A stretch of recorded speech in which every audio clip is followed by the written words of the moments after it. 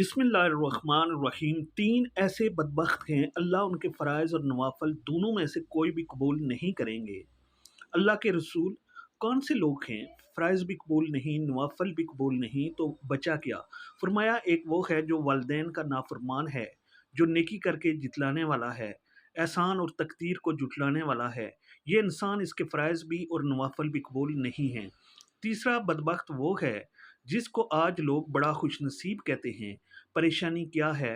आओ पामी इसके पास ले जाओ, और वो बड़ी पहुंची हुई सरकार हैं। आपका हाथ देखेंगे, सिर्फ उन्होंने जायचा बनाना है। लाइनें देखेंगे, आपको सब कुछ खोल कर बता देंगे। रसूल अकरम सल्लल्लाहु अलैहि वसल्लम फरमाते हैं, सहीह जामिया की रवायत है 4059, जो शख्स किसी भी कहान नजूमी और कियाफा शनास के पास आकर हथेली किया करता है, सिर्फ पूछ लेता है कि मेरी किस्मत कैसी है, 40 दिन तक उसकी इबादत कबूल नहीं होती।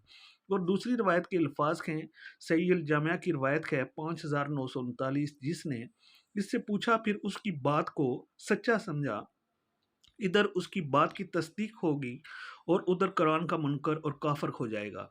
अकायद बचाओ, अमाल बचाओ। वैसे एक छोटी सी गुजारिश है, माशाल्लाह पढ़े लिखे लोग हैं।